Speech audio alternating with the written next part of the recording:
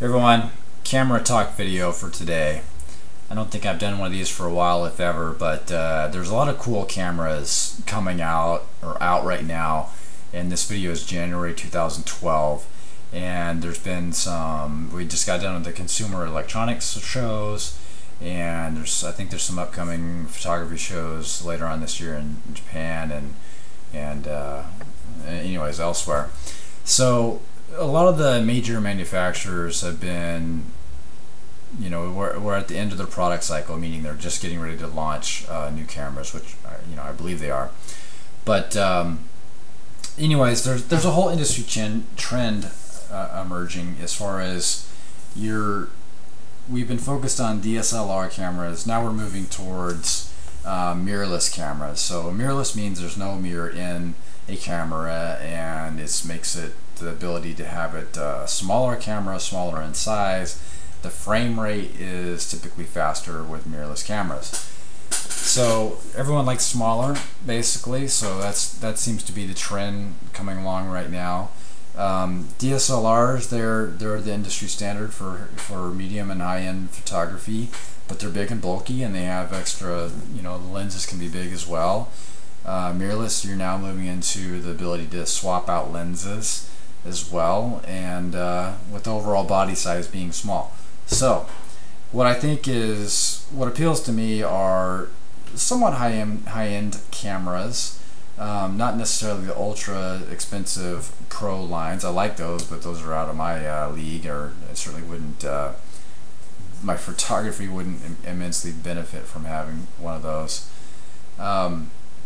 So I'm talking about cameras that are above the normal Best Buy, Walmart, Target, point and shoot, small sensor size. I'm talking about APS-C, APS sensor size, and full frame sensor size at a minimum. Sensor size is king with cameras nowadays. The bigger the sensor, the better the quality of the image. Typically the more pixels, better.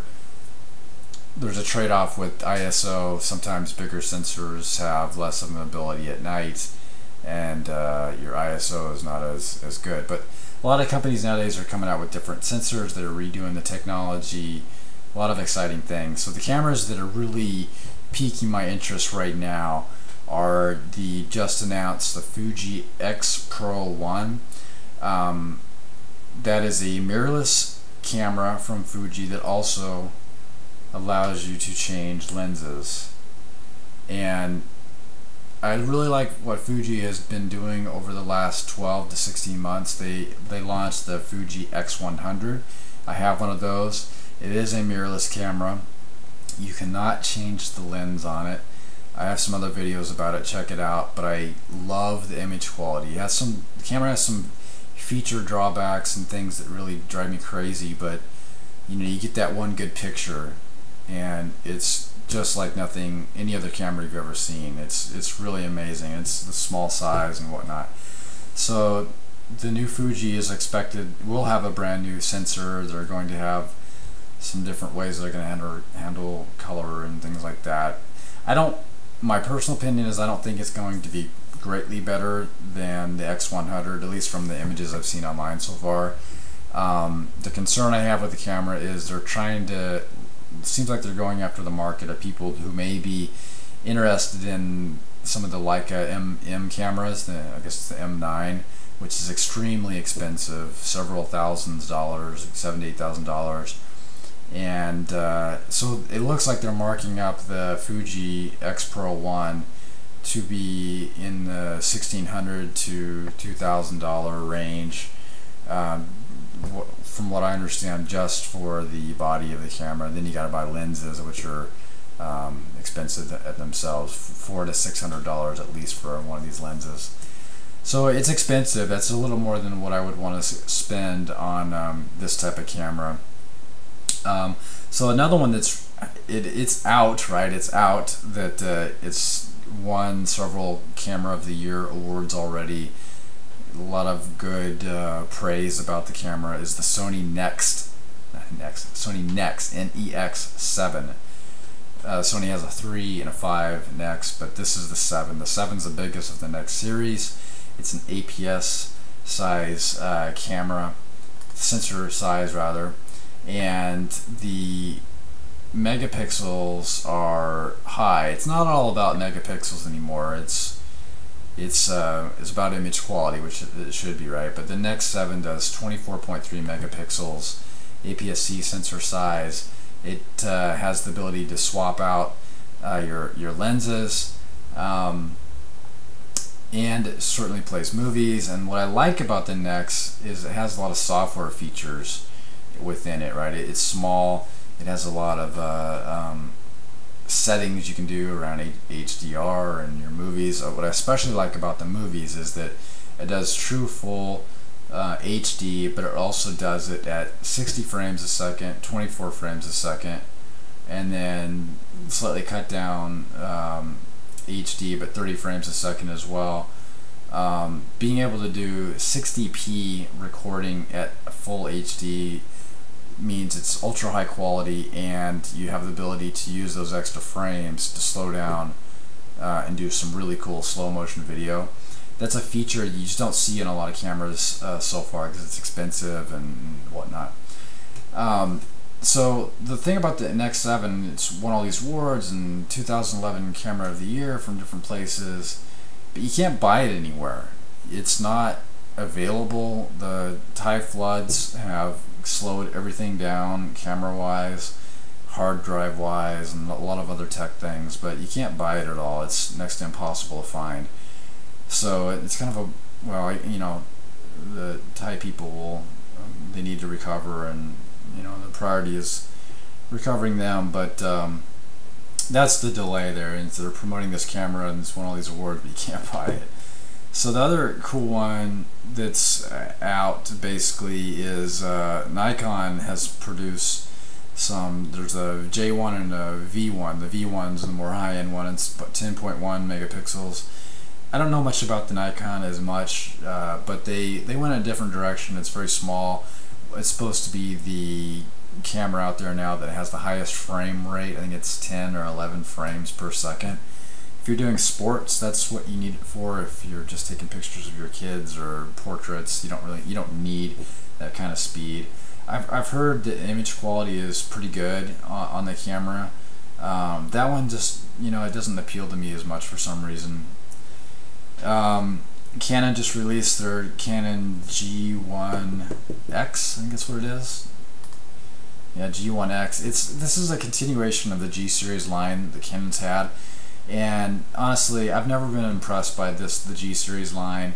They have the S series out, the S90, S95, S100, and then they had the G series, and all it did, the G series is, it was just a little bit bigger than, it was bigger than the S100, but smaller than a DSLR, and it was the same sensor as the S series. So, and the manual controls were, you know, basically about the same. You could put on an external flash if you wanted to in the G series, but to me, I don't think it's worth the money compared to the S series, or even buying a low-end DSLR like one of the Digital Rebels. That was, in my view, that's a way better way to go rather.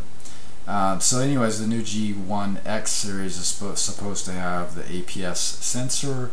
It does not have the ability to do interchangeable lenses. So, you know, my view of that is, it's okay, great, that's nice. I guess it's similar to the X100, but I've never been overly impressed with this series. I think if you're interested in that one, I would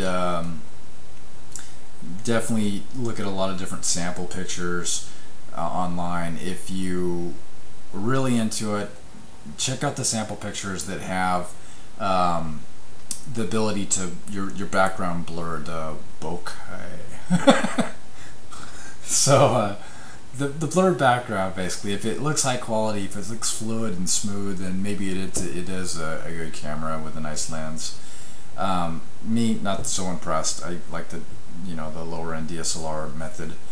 What else? Well, the big rumors are that right around the corner, Nikon's going to be releasing their some high-end cameras. I think first week or two of February. And again, I don't know much about Nikon.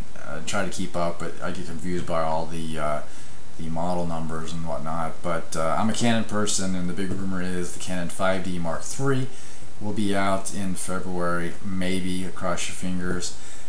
You know, I'm a big Canon 5D fan. I've had it since the first series. I've had the 2, like it a lot, and I'm looking forward to the 3. I can't get it soon enough. No idea what the specs are. There's rumors of the megapixels being right around the same. There's rumors of there's all kinds of rumors out there. I'm kind of tired of reading about them, but you know, I just hope they improve some of the, mainly the focusing, the ability to focus faster, have more focus points. I guess I'm not too concerned if they don't bump up the megapixels, you know, another 10 or so to, in the 30 range. I think it would be awesome if they threw in some 4K video in the 5D Mark III. I know there's rumors of a Canon Cinema DSLR coming out in 2012. I would expect that that one would have at least the 4K. It would be nice if they throw in the 4K into the 5D Mark III. Anyway, so that's the rumors coming out. I cross your fingers for the 5D3 if you're into that. The cool thing is there's a lot of cameras out right now, lots of competition. That's good for the consumers. Technology changes is good. You know, I like to see the manufacturing picked up, and let's crack out these units faster. Anyways, hope you enjoyed the camera talk.